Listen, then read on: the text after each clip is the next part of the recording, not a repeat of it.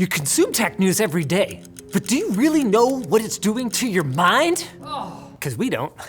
We need some more studies. Call the scientists. To never publish. The internet already called out Best Buy when they locked the ability to purchase a PS5 or Xbox Series X behind a paywall. But apparently Best Buy just don't care. And they've added GPUs to the list of in-demand items, which is, to be fair, an accurate representation. I demand them. Gamers are absolutely starving for frames out there. You see, they recently restocked various GeForce RTX 30 series graphics cards, but to actually buy one, you had to have paid $200 for a Totaltech membership, which has perks like 2-day shipping, extended product protection, oh right, and the right to actually buy anything at Best Buy apparently. You're special. Now that's all fine for existing members who managed to buy up all of the available inventory, but it's less fine for people who signed up only to miss the drop as they waited for Best Buy to confirm their shiny new expensive membership. You've already been a member. I mean, the way I see it, sure, they don't have a graphics card, but they're part of something bigger now, and that is truly priceless. Being part of the NFT community. Valve's Steam Deck is proving to be quite popular among PC gamers who have pined for a Switch of their own, and GPD, maker of Windows gaming handhelds, would like everyone to take a step back for a second, all right? In a post on Chinese social media, recently translated by users on the Steam Deck subreddit, the company points out that actually, the Steam Deck's hardware contains nothing outstanding and that its overall performance is actually not as good as GPD's Win 3 and Win Max 2021.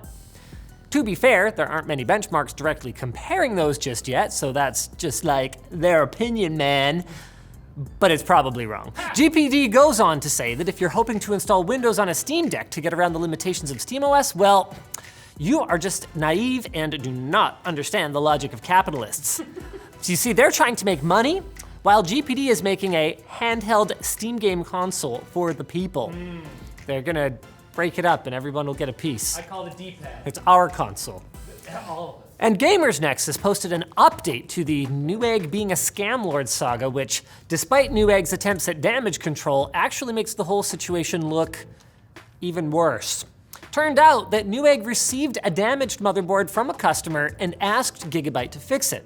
Gigabyte said the fix would cost $100. What? Which Newegg declined to proceed with and instead sold the board to Gamers Nexus, who ended up not actually needing it, so they returned it unopened, at which point Newegg was like, yo, this board is broken. Did you break this board? Way to go, idiot.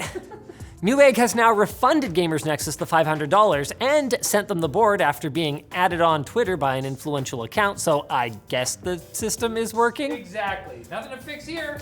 Definitely watch Steve unbox that board, and maybe watch Paul's Hardware talk about his experience working as an RMA tech at Newegg. When times were simpler, back then. Did you RMA anything? Back then. Back then. Is this a wrap, or are you gonna? It's Riley time! Now it's time for Quick Bits, brought to you by the Roborock S7 Plus, the cleaning robot equipped with sonic mopping technology. I didn't think we'd see it in our lifetimes. The S7 Plus scrubs floors up to 3,000 times per minute to eliminate dried-on dirt that other robots may leave behind because no one wants to say it, but they're just lazy. It also uses ultrasonic technology to detect carpet and then lifts the mop up. That's right, get you a vacuum that can do both. It even comes with a dock that automatically empties your robot for 8 weeks without needing to be emptied itself. I mean, come on, what is it, Star Trek? Make cleaning easy and get your Roborock S7 Plus today at the link below. Don't ever let me catch you talking about the BitQuicks that way. Oh, I'm sorry. They're sensitive. Okay. There was a Nintendo Direct on Wednesday, right as we were posting TechLinked, which is pretty rude, I think. But there were some interesting developments if you guys were willing to wait 2 days, because who would actually watch the Nintendo Direct event? You get all your tech news here, right? Exactly. Right? Exactly. Instead of Mario Kart 9, gamers are getting 48 new tracks for Mario Kart 8, which are all actually remastered tracks from older games, which is pretty much what a new Mario Kart would have been anyway.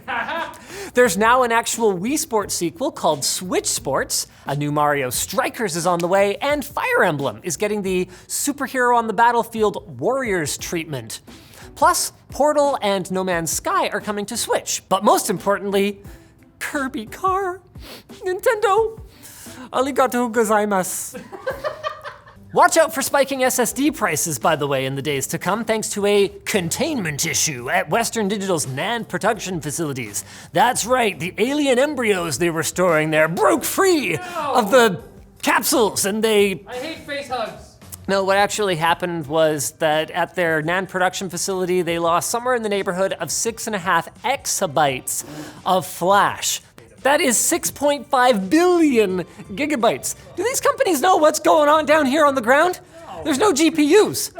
I've resorted to copying files back and forth between my drives for entertainment. I feel it, man. I can't do that anymore either. I'm right there with you. SpaceX was already having a bad week thanks to the loss of 40 Starlink satellites that it had just freaking launched due to a geomagnetic storm caused by a solar flare, and now it's even worse. NASA has said they are re-evaluating whether launching tens of thousands of satellites into already crowded orbital space is such a good idea after all. Elon Musk also said the company is having some difficulty executing on its Starship plans, but revealed a really cool animation of what Starship would look like once it actually launched. So it's basically Star Citizen now. Yeah. And Twitch is continuing its attempts at detoxifying its site with new restrictions on what usernames can look like. Account names that reference sexual content or hard drugs. What about hard content or sexual drugs? Those are fine. Those are fine, okay. Are going to have to change to something else going forward, meaning that everyone from 69 to gamer and even Lover 420 is gonna have to get creative about a new name. That's really a shame, because those names really roll off the tongue. Especially Balls Face, you know? Just rolls. Stop it. And a Russian 16-year-old has been sentenced to 5 years in a penal colony on charges of training for terrorist activities. The kid's crime? Messaging with his friends about blowing up a virtual representation of the FSB, the modern incarnation of the KGB, that the teens had built in Minecraft. To be fair, this might be an example of really bleak Russian humor. Not everything translates well, but if it's not, Russia, what? Child. I don't think I can take any more tech news today, so you're gonna have to come back on Friday for more. Until then, it's probably smart to take a break. We still really aren't sure about the long-term effects. Are you feeling? Whoa! Oh, I had a tech news overdose. Glitching, bro.